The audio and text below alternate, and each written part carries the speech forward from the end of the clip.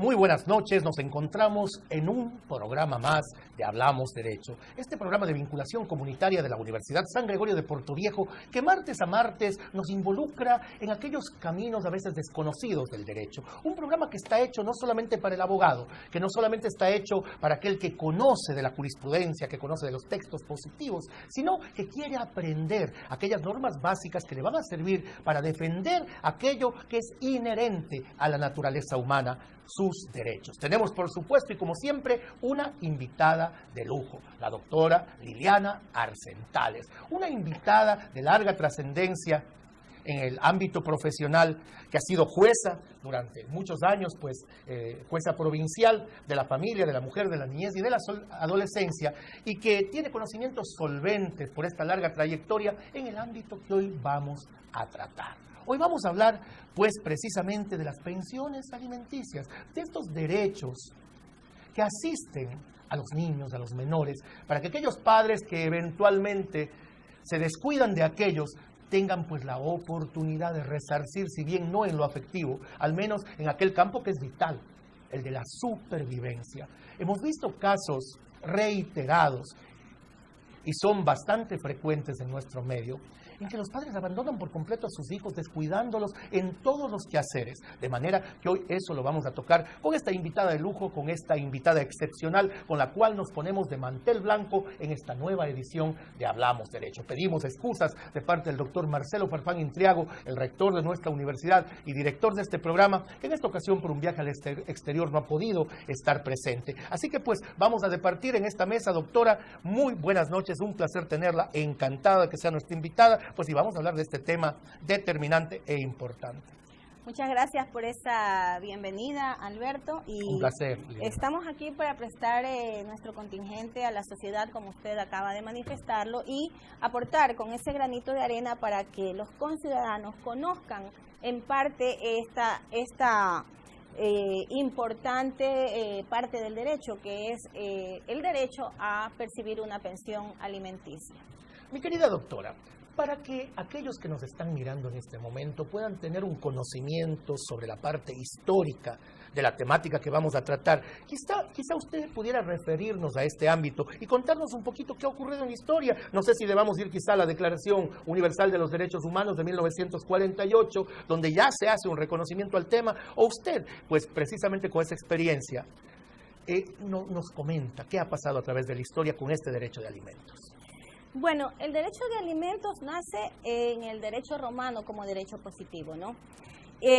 Posteriormente, con el transcurrir de la historia y el avance de las civilizaciones, encontramos en la era moderna, efectivamente, como usted lo acaba de indicar, en el año 1948, en la Declaración Universal de los Derechos Humanos, exactamente en el artículo 25 de esta declaración se reconoce el derecho de alimentos, pero se lo reconoce de una manera general, es decir, se lo reconoce como un derecho inherente a todo ser humano, sin distinción de sexo, de edad, ni de raza, ni de ninguna otra característica.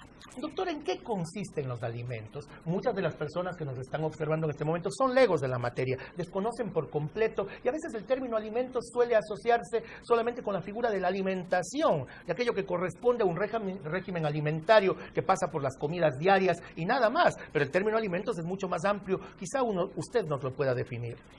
Sí, efectivamente, al introducirse la ley reformatoria al Código de la Niñez y la Adolescencia en el año 2009, se estableció que el derecho de alimentos no solamente contempla el derecho propiamente de ingerir alimentos para sobrevivir humanamente, sino que abarca otros aspectos de la vida de un ser humano y de su desarrollo. Doctora, hay alimentos congruos y necesarios. ¿Podría usted contarle a la audiencia de qué se trata esta distinción que hace nuestra ley positiva?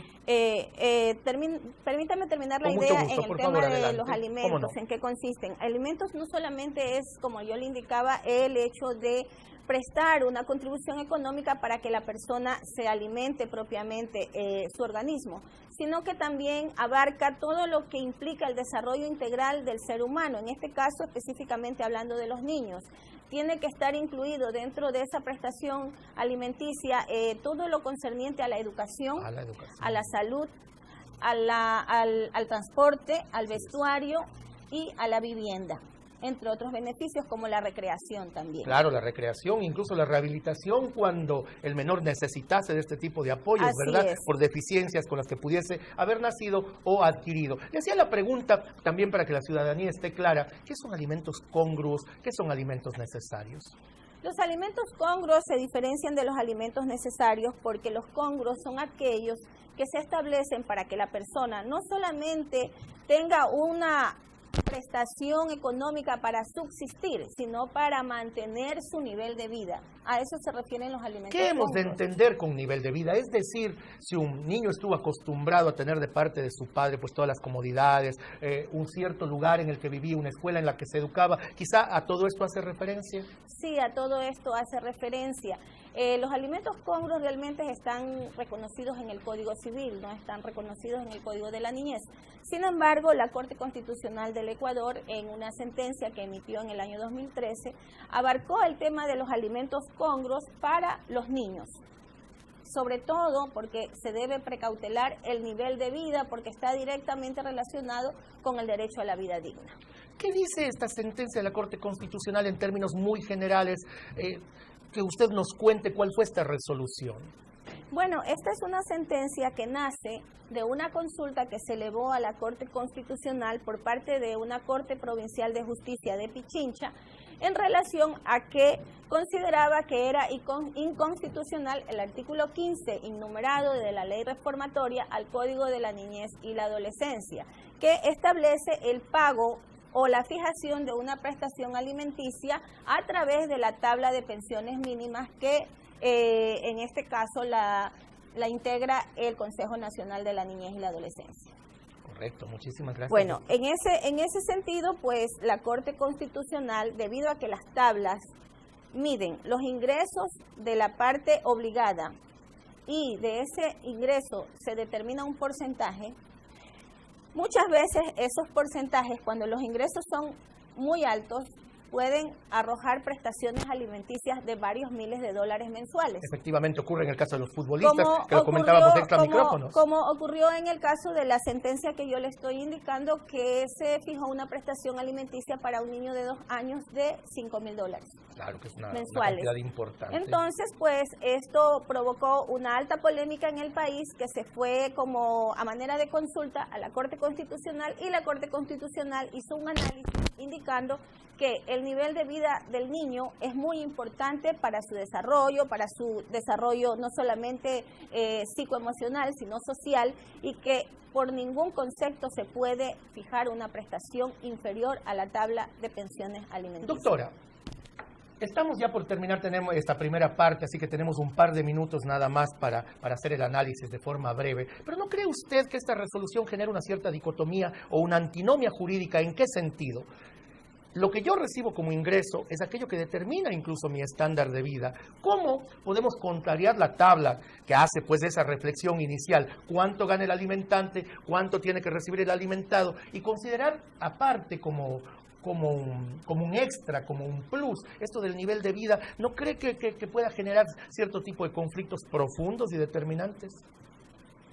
Realmente creo que no, porque la tabla de prestaciones alimenticias, de prestaciones alimenticias mínimas no va a sobrepasar jamás de un porcentaje que no le permita al obligado contar con los suficientes ingresos para mantener también su propio nivel de vida.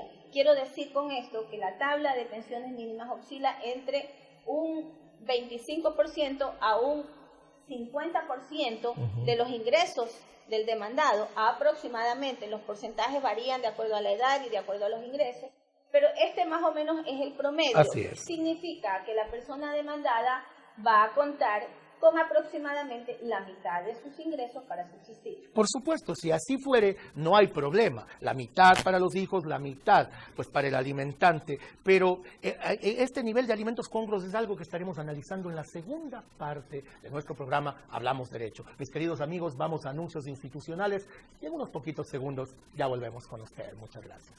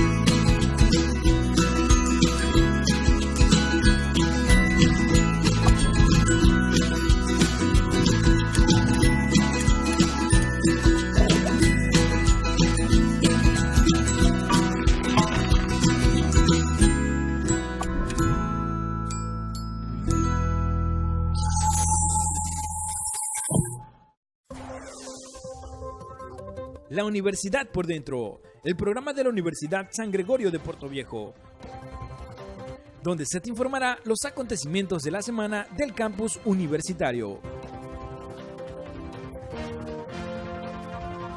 La Universidad por Dentro.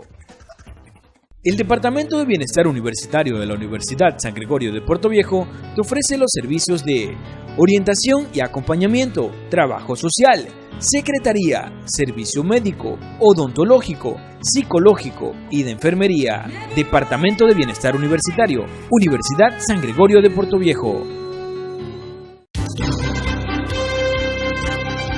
La Universidad San Gregorio de Portoviejo y sus carreras requieren necesaria y obligatoriamente estar vinculados con la colectividad o la sociedad. Porque usted nos ha seguido durante 2 años en nuestro programa Hablamos Derecho por San Gregorio Radio, ahora y a su pedido estamos en televisión. Porque hablar de derecho es parte importante para tu vida diaria.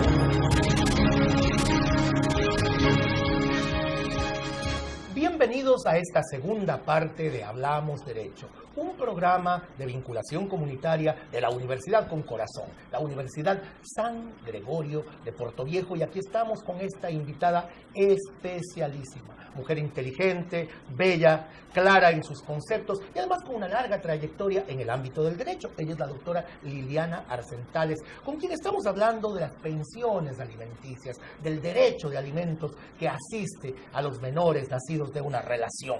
Pues, para irnos ya encaminando en terreno jurídico, quisiera que hiciésemos, mi querida doctora, una reflexión en cuanto a los términos constitucionales.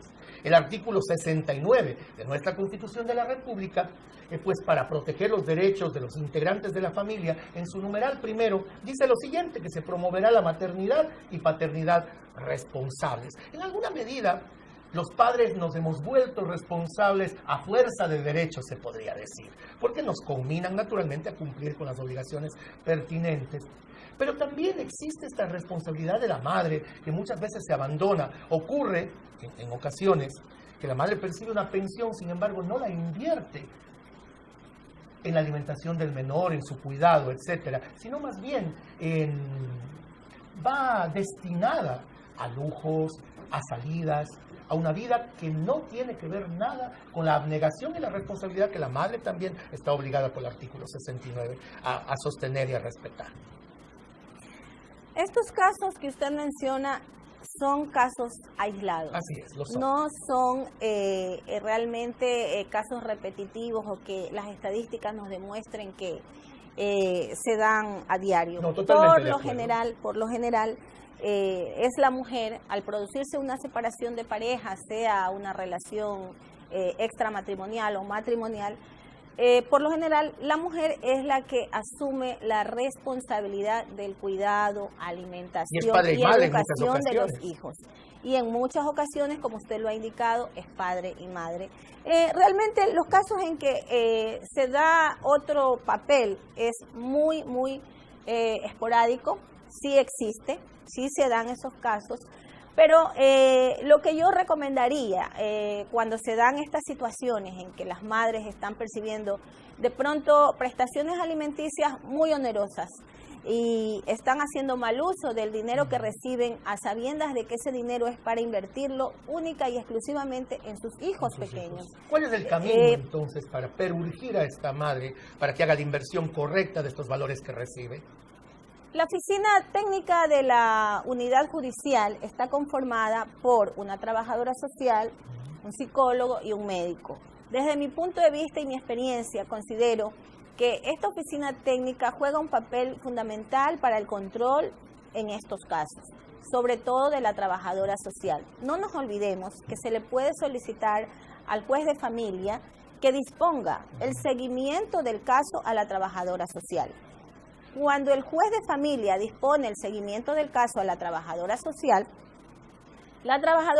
una vez notificada con esa orden judicial, está en la potestad y en la facultad de ir a la casa donde habita el menor, al colegio donde estudia el menor, al lugar donde se recrea el menor y constatar en qué condiciones se encuentra el niño. Correcto, y doctora, elaborar el respectivo informe para la jueza, para que la jueza conozca qué es lo que está pasando. Naturalmente. Pero, mire, aquí me cabe una pequeña duda.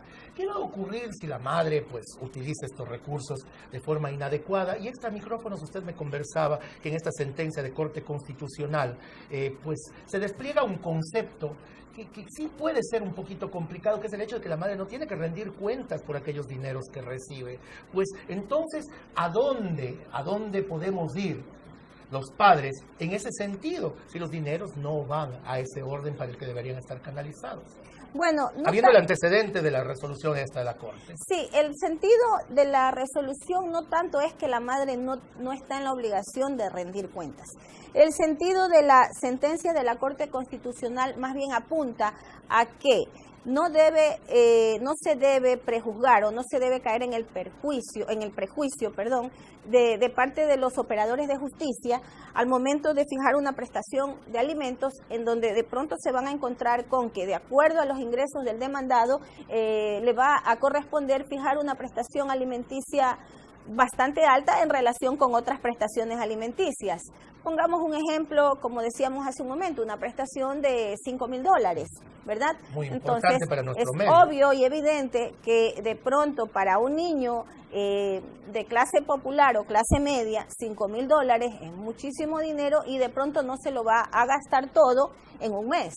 Pero si miramos la otra cara de la moneda y vemos que se trata de un niño de clase social alta, en donde de pronto solamente la prestación de la escuela, de la educación, le va a costar $1,000 mensuales, más el transporte, más la colación, más las vestimentas. Los niños de condiciones socioeconómicas altas por lo general viajan de vacaciones al exterior cada vez que tienen sus vacaciones. Es decir, toda esta gama de circunstancias que rodean la vida de un ser humano desde su nacimiento es lo que la Corte Constitucional ha analizado. Y entonces la Corte hace el análisis en relación a la vida digna y dice que no podemos limitarnos en el momento de emitir un pronunciamiento en relación a las prestaciones alimenticias, por muy alta que sea la prestación alimenticia, porque se entiende y se tiene la certeza de que si un padre gana, supongamos, $10,000 mensuales, $20,000 mensuales, pues ha acostumbrado a sus hijos a tener un nivel de vida, un ritmo de vida donde los niños están llenos de comodidades, de viajes, como yo le decía, y hacer lo contrario se vería como un castigo injusto para aquel niño que no tiene la culpa de que sus padres se hayan separado, de que sus padres tengan conflictos de pronto por el tema de los bienes, que es otro tema. Entonces, lo que la Corte Constitucional buscó precautelar con esta resolución es eso, que los niños no sufran las consecuencias de la separación de los padres. Doctora Liliana, permítame hacer de abogado del diablo. Usted conoce que ese es el papel de los entrevistadores. No es mi postura necesariamente. Sin embargo, podríamos pensar en que las madres, en alguna medida, obviamente en el caso particular, no estamos hablando en el general ni el colectivo, usasen esta herramienta que la ley les provee para, por ejemplo, tener varias pensiones. Lo comentábamos con usted también extra micrófonos y decíamos que se ha dado casos, hubo un célebre caso de una señora que tuvo hijos con 3 futbolistas diferentes, todos con altos ingresos, y que sumando estas pensiones superaban con holgura los $10,000 mensuales. ¿Podría generarse allí una mala práctica en el sentido aquel de utilizar la pensión de alimentos más bien como una fuente de ingresos, yo diría que inadecuada, por utilizar un eufemismo? Podría ser, y desde el punto de vista moral todos lo podemos mirar así, pero desde el punto de vista legal no hay ninguna norma que le impida a una mujer su desarrollo reproductivo. Al contrario, la Constitución de la República le garantiza a la mujer la libertad para desarrollarse tanto en lo público como en lo privado. En cuanto a su, digamos, vida sexual, la Constitución también le da esa libertad, tanto a la mujer como al hombre, al ser humano en sí. Y por lo tanto, no existe en la legislación, lamentablemente, ningún límite y ninguna forma de controlar ese tipo de conductas. Doctora, ¿no cree usted que sería entonces pertinente, otra vez poniéndome en el lugar de abogado del diablo, que en algún momento la mujer estuviese obligada a rendir cuentas y si hubiese un excedente, por ejemplo, en cuanto a las pensiones que recibe versus el gasto real que generan los niños, esto se deposita en una cuenta quizá para la educación universitaria, una cuenta para que los niños la perciban el momento en que han terminado su etapa juvenil y se conviertan en adultos? No sé, podría quizá desde esa visión el legislador administrar esto que ya estamos comentando y que podría darse eventualmente y un poquito ir mirando y poniendo en el papel, porque todos estamos obligados a rendir cuentas, pero sí resulta un poco complicado que quien no lo hace, pues pueda con absoluta libertad un poco disponer alegremente de esos fondos, que obviamente no estamos colocando en una situación hipotética, pero que es importante que la conozca el amable televidente. Bien, en mi opinión, sí debería crearse una norma o introducirse una reforma en el Código de la Niñez, en el sentido de que cuando las prestaciones alimenticias sobrepasan todas las necesidades de los niños, niñas y adolescentes, porque no nos olvidemos que los adolescentes también están inmersos en este beneficio, debería la madre de pronto ser de una u otra forma controlada o combinada a que administre ese dinero en un fondo, es decir, de manera en algún depósito, conformar algún usufructo con ese mismo dinero, podría darse. Lamentablemente, como el derecho, nuestro derecho de alimentos pues ha ido evolucionando de manera lenta, nosotros no hemos llegado todavía a tener una norma en ese sentido. Lo que la Corte Constitucional determinó en la sentencia que buscaba, luego de que una corte provincial buscara, como le dije en el inicio de la entrevista, pues lo que se buscaba era que se declarara inconstitucional la tabla de pensiones mínimas, justamente porque esto ha originado en la sociedad que existan prestaciones alimenticias sumamente altas. La otra parte se quedó todavía en el limbo, es decir, no está determinado en esa sentencia la manera de administrar los fondos que de una u otra forma resultarían sobrantes dentro de lo que es los alimentos de los niños, niñas y adolescentes. Señores legisladores de Manabí, allí está un punto en blanco de la ley acerca del cual se puede normar, acerca del cual se puede legislar. A veces faltan iniciativas legislativas lo suficientemente coherentes, pertinentes, que hagan referencia temporoespacial, es decir, al lugar y el momento en que vivimos. Y ahí les dejamos pues esta pequeña iniciativa en el tintero para ver si se la retoma en algún momento. Estamos terminando la segunda parte de Hablamos Derecho y volveremos para la tercera fase con nuestra invitada de lujo, la doctora Liliana Arcentales.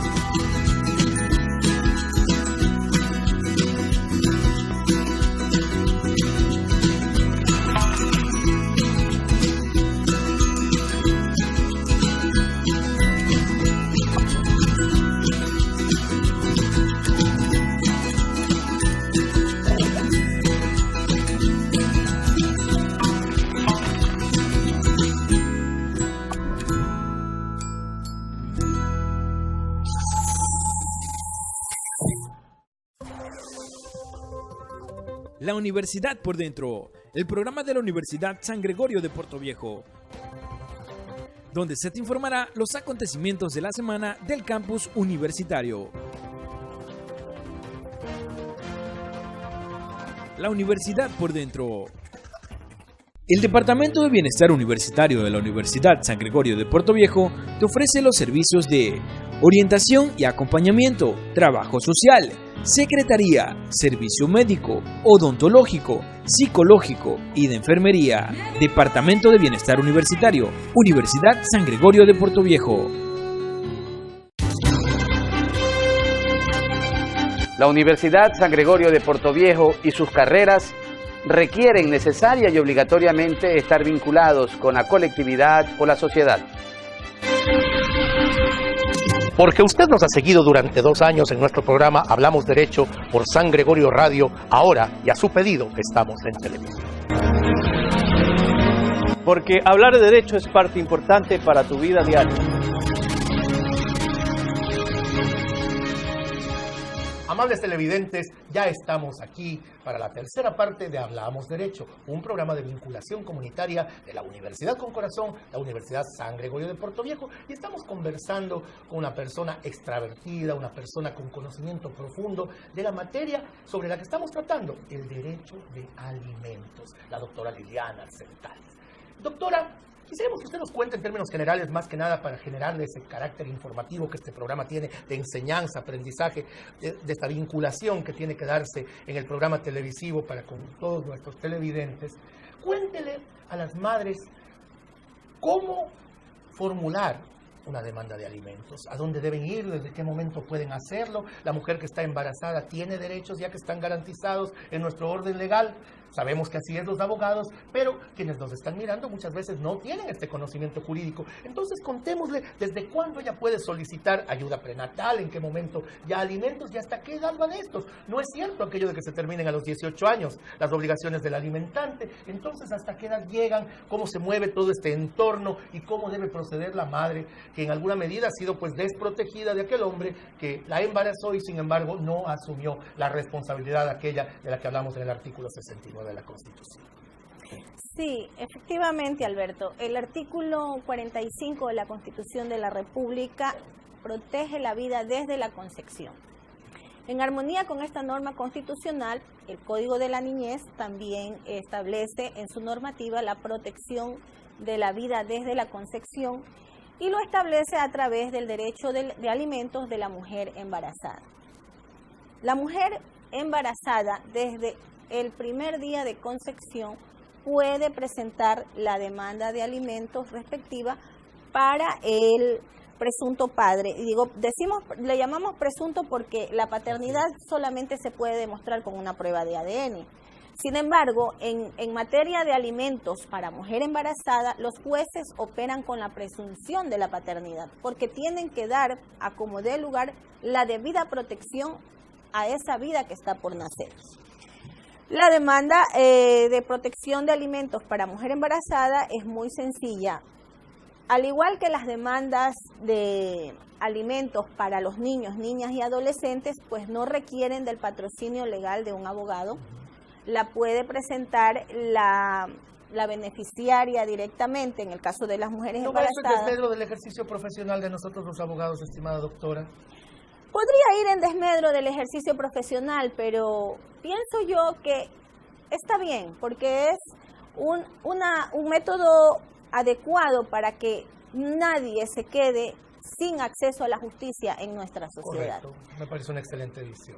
Aparte de que existen también los defensores públicos y el hecho de que una madre presente una demanda de alimentos no significa que se va a quedar sin defensa legal, porque la ley la ampara en el sentido de que una vez presentada la demanda, el juez que se le asigne a su caso le va a nombrar un defensor público. Doctora, el presunto padre, en el caso de la mujer que está en estado de gestación y pues el padre ha sido ya requerido con alimentos, esta ayuda prenatal, pero él tiene la certeza de que él no es el progenitor. Además conoce de que la madre posiblemente tuvo otro tipo de relaciones con otras personas. ¿Tiene algún mecanismo para sostener este derecho del cual se cree asistido? Por supuesto, porque todo procedimiento, y el juicio de alimentos no es la excepción, está sujeto al debido proceso.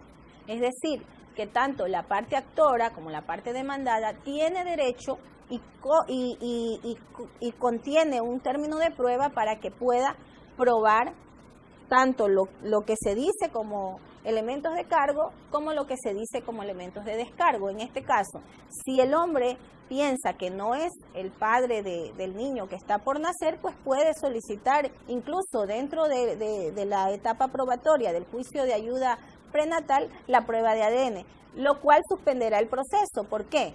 Porque la prueba de ADN no se puede efectuar durante el desarrollo del embarazo, sino que única y exclusivamente se podrá efectuar cuando ya se ha producido el nacimiento. ¿Qué efectos genera esta suspensión, doctora, para quienes nos están mirando a través de Canal 30 Televisión? Para la madre, ninguno, porque la madre seguirá percibiendo su prestación de alimentos provisional, porque no nos olvidemos que la ley reformatoria al Código de la Niñez y la Adolescencia establece que se deben los alimentos desde la presentación de la demanda. Si se prueba que el requerido no es el padre, decir, doctora, que la madre quedará protegida en todo momento y seguirá percibiendo su prestación alimenticia. Doctora, si se prueba que el requerido no es del padre, ¿debería la madre restituir aquello que recibió, puesto que esta persona nada tenía que ver con la filiación de la criatura?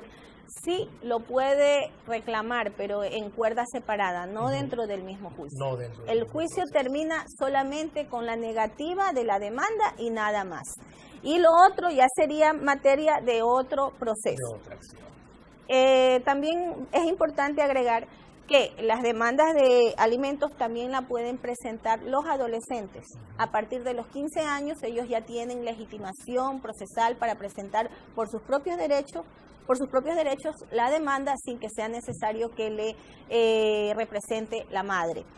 Y también es importante agregar que la prestación alimenticia, en caso de que los adolescentes ya alcanzaren la mayoría de edad y se encontraren estudiando, cursando estudios, sean secundarios o universitarios, pues esta prestación se extiende hasta los 21 años de edad. ¿Puede y debe el adolescente de motu propio que ha iniciado estas acciones manejar ya estos valores con conocimiento de causa, cree usted, doctora?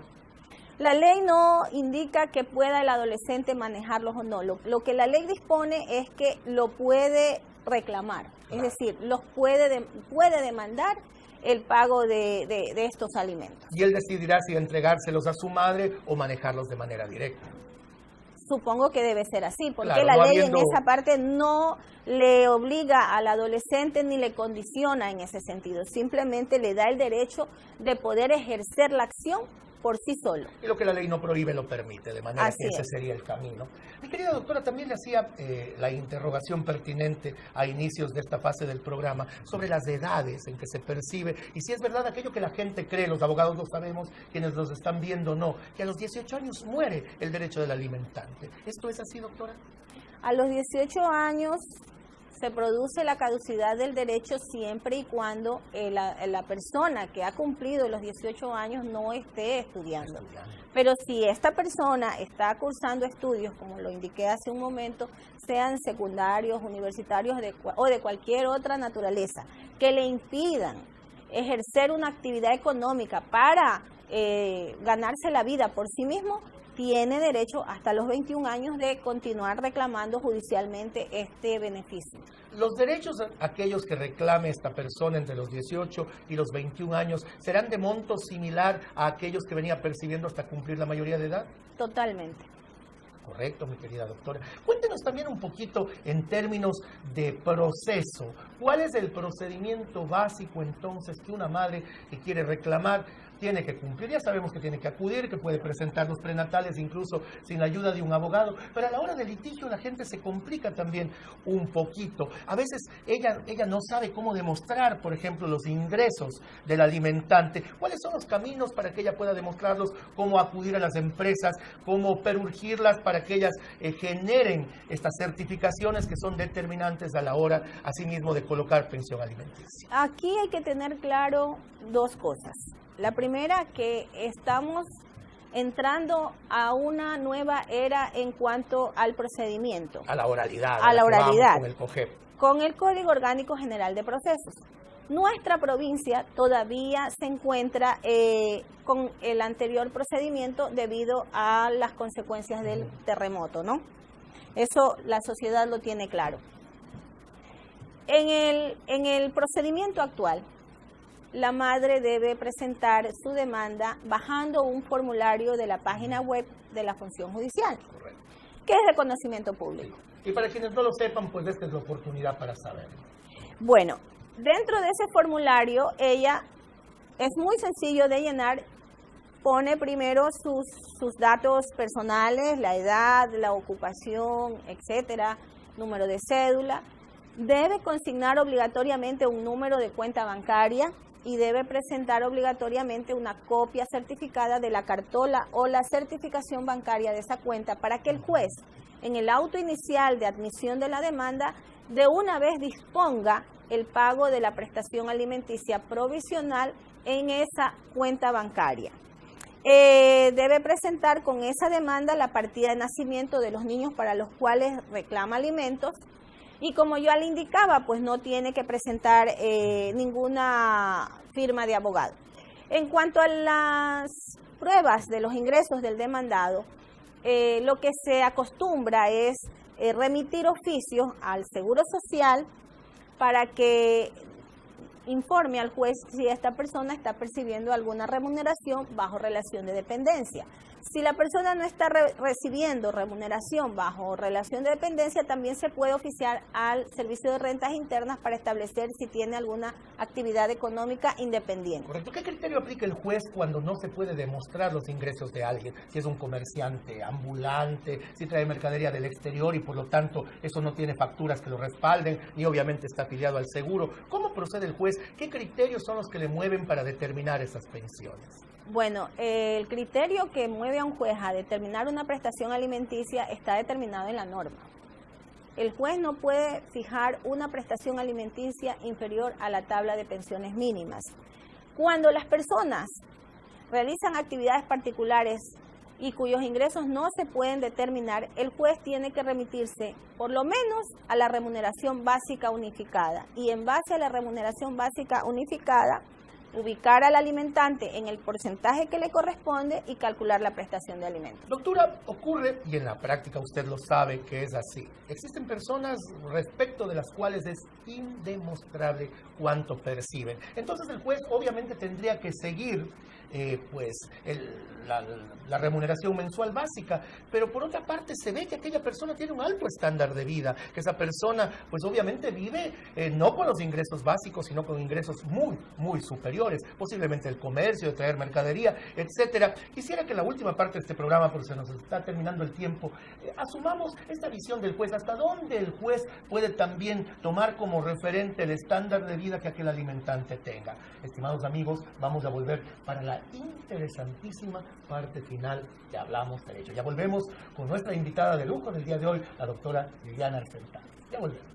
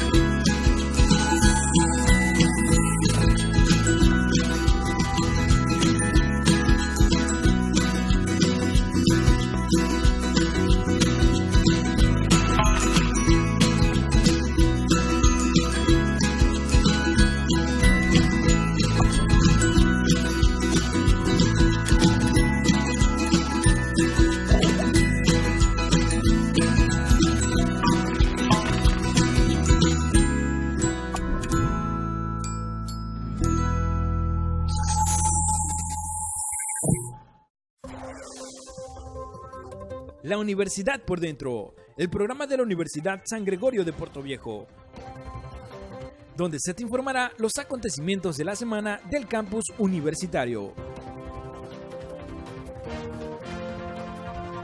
La Universidad por Dentro. El Departamento de Bienestar Universitario de la Universidad San Gregorio de Portoviejo te ofrece los servicios de orientación y acompañamiento, trabajo social, secretaría, servicio médico, odontológico, psicológico y de enfermería. Departamento de Bienestar Universitario, Universidad San Gregorio de Portoviejo. La Universidad San Gregorio de Portoviejo y sus carreras requieren necesaria y obligatoriamente estar vinculados con la colectividad o la sociedad. Porque usted nos ha seguido durante 2 años en nuestro programa Hablamos Derecho por San Gregorio Radio, ahora y a su pedido estamos en televisión. Porque hablar de derecho es parte importante para tu vida diaria.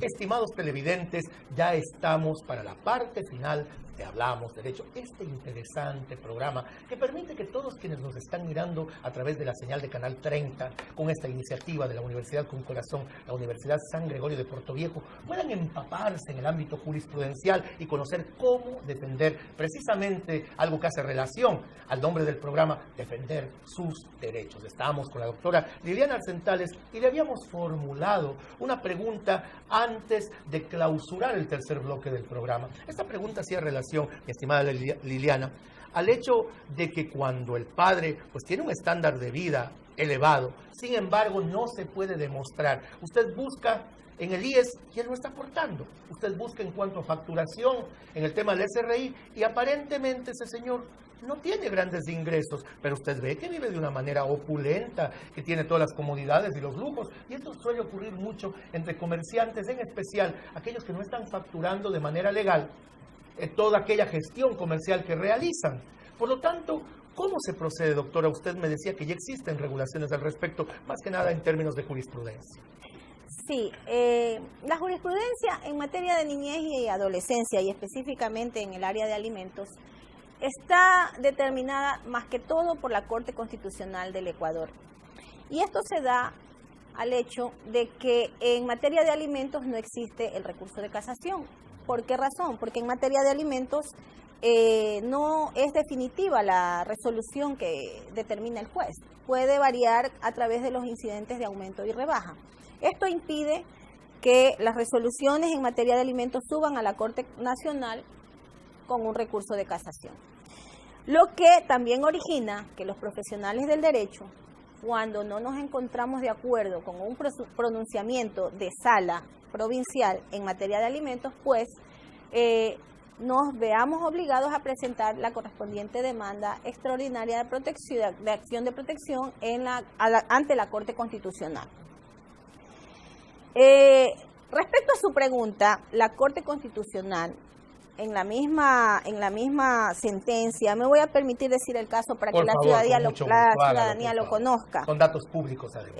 Sí, la resolución de la Corte Constitucional número 48, publicada en el Registro Oficial 86 del 23 de septiembre del año 2013 y cuyo estatus está vigente.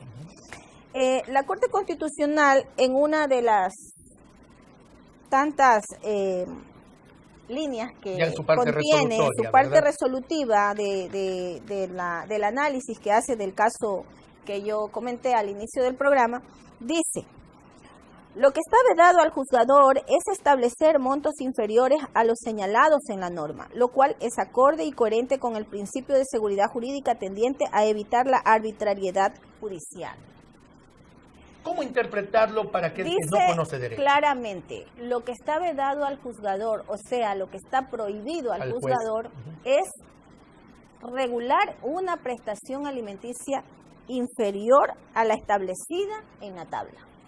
Significa que si el juez observa que la persona demandada tiene una alta calidad de vida, vive en la opulencia, como usted manifestaba en su pregunta, pero no tiene ingresos demostrables, no tiene una relación de dependencia, no factura. Sin embargo, el juez percibe a través de lo que le demuestran con testigos, con informe de la trabajadora social, que el demandado tiene una calidad de vida alta.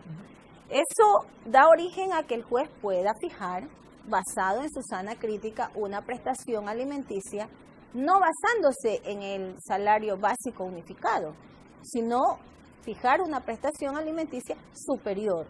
Claro, pero que deberá, tenga que ver con la manera en que vive exactamente, pero el juez deberá decirlo en su resolución cuáles son los motivos o cuáles son las pruebas que lo llevaron a concluir que esta persona sí puede y está en capacidad de pagar una prestación alimenticia superior a la mínima, porque no nos olvidemos que también la parte demandada tiene derecho a la motivación. Esto le comento que es más común de lo que se piensa, ¿no? Muchas personas que justamente porque saben que tienen hijos que les pueden en algún momento dado conminar al pago alimentario en la vía judicial, pues tienen negocios pero no figuran como propietarios, le ponen el negocio a nombre de la hermana, a nombre de los padres, y son ellos los que realmente están usufructuando del negocio. Pero el juez tiene esa salvedad en la sentencia de la Corte Constitucional que le da la facultad y la potestad de que no está limitado por la tabla de prestaciones alimenticias mínimas. Está limitado solamente para poner un tope, pero no está limitado para poner o fijar una prestación alimenticia superior a lo que establece el estándar reglamentario. Doctora Liliana Arcentales, la pregunta del millón y que seguramente están esperando ustedes, estimados amigos, se la veían venir como ciertamente la doctora también la habrá estado esperando.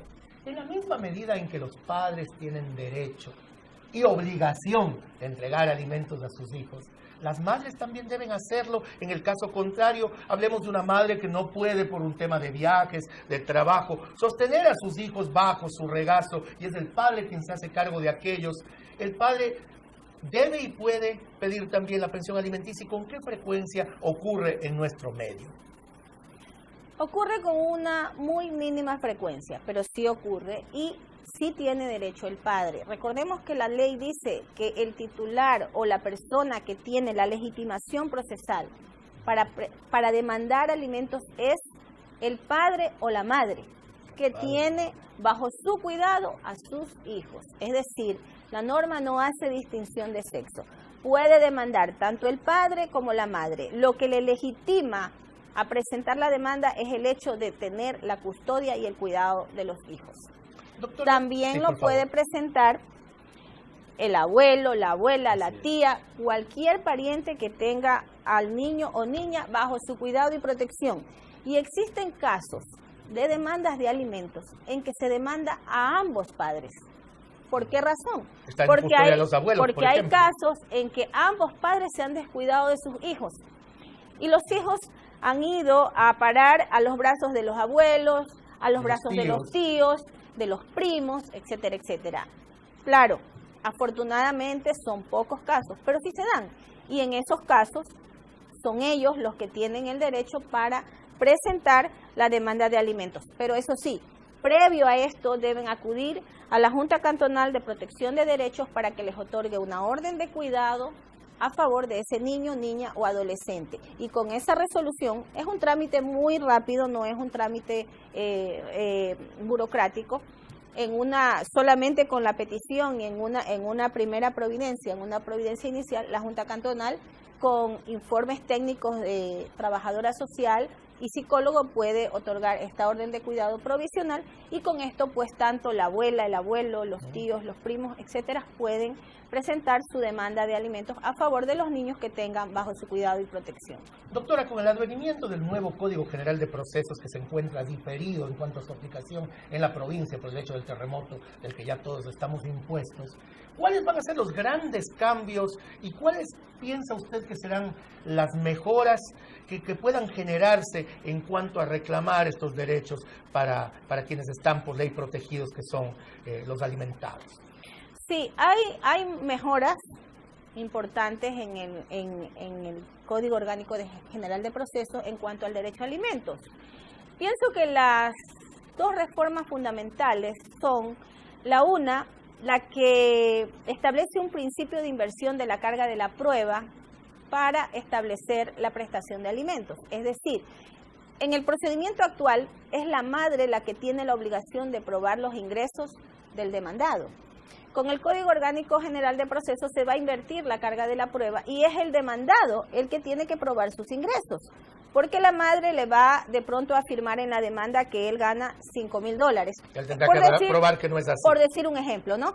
Él tendrá que probar que no es así. Me parece adecuado porque es un principio de inversión de la carga de la prueba que aplica el otro principio de discriminación positiva que está establecido en el artículo 44 de la Constitución de la República, que establece que los derechos de los niños, niñas y adolescentes prevalecen sobre el derecho de las demás personas. Por una parte. Sí, doctora, por otra parte, la oralidad plena está establecida en el COGEP. ¿Hasta dónde va a cortar los tiempos de los juicios y de todos los procesos? El Código Orgánico General de Procesos establece tiempos muy limitados para el desarrollo de un juicio. Lo que sí preocupa es si la Administración de Justicia se encuentra preparada tanto en lo físico como en la parte humana para afrontar este gran reto. Esperemos que sí. Esperemos que sea así, esperemos que todos aúnen esfuerzos para que se den estos grandes cambios porque van en beneficio de la sociedad. Doctora, una pregunta final para cerrar este programa tan interesante y que nos ha quedado, como usted habrá visto, cortísimo el tiempo. Traíamos un guión del que nos hemos salido porque naturalmente el tema requiere de análisis que se van dando sobre la marcha. Pero una cosa bien importante es los derechos también que se generan para los abuelos, para otro tipo de familiares. Y la gente pregunta mucho en la calle y desconoce absolutamente aquella disposición que un momento se dio, por ejemplo, de generar apremios personales contra estos familiares que no eran los padres. También, pues yo podría decir que estableció como ciertos resquemores de la ciudadanía. ¿Usted nos puede aclarar cómo está este momento la situación en términos jurídicos en apenas 2 minutos que nos sobran, mi estimada doctora? ¿Y quiénes son los otros familiares obligados también a prestar alimentos en ausencia del padre o de la madre? Bueno, la obligación subsidiaria cabe indicar que siempre ha existido en nuestra legislación, al menos durante bastantes décadas atrás. La obligación subsidiaria abarca a los abuelos, a los tíos, a los hermanos, y lo bueno del Código Orgánico General de Procesos es que en cuanto a lo que tiene que ver con los apremios, se suspenden, o sea, se deroga definitivamente los apremios contra los obligados subsidiarios. Eso está establecido en el artículo 137 del Código Orgánico General de Procesos. Así que, bueno, como todos saben, ya el Código Orgánico General de Procesos está en vigencia en todo el país, a excepción de la provincia de Manabí y Esmeraldas, por el problema que tuvimos con el terremoto, pero una vez que entre en vigencia, pues ya no habrán apremios personales en contra de los obligados subsidiarios. Me parece a mí que eso responde también a una expectativa ciudadana, porque si bien es cierto, los niños, niñas y adolescentes, pues son personas vulnerables que ameritan la atención, el cuidado, la protección de toda la familia y del Estado también. No es menos cierto que esa vulnerabilidad también se puede ver identificada en personas de la tercera edad, que ahora les llamamos adultos mayores, como los abuelos. Entonces, no podemos proteger un derecho lesionando otro.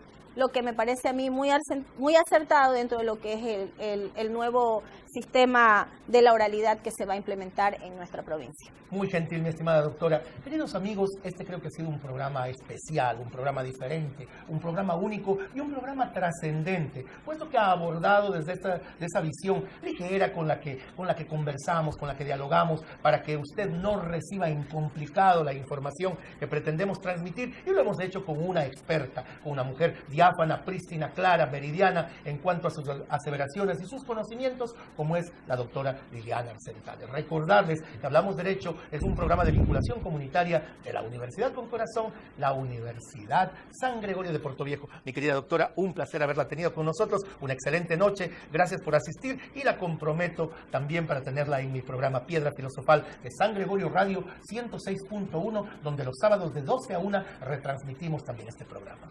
Bueno, muy agradecida y muy complacida por la invitación.